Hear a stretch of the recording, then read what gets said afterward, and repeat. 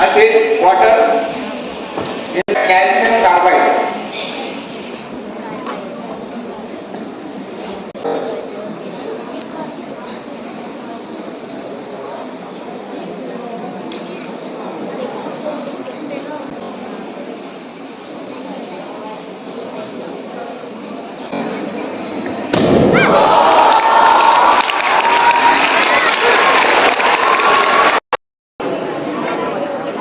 Hydrogen peroxide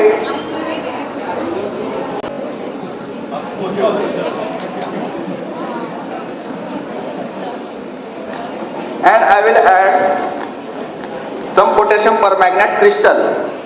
This is a very vigorous chemical reaction.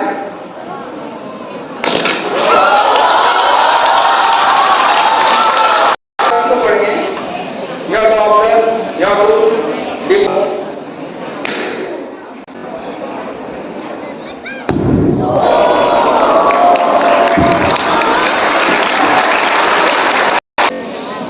The powder of potassium permanganate and 2 drops of glycerin. What will happen?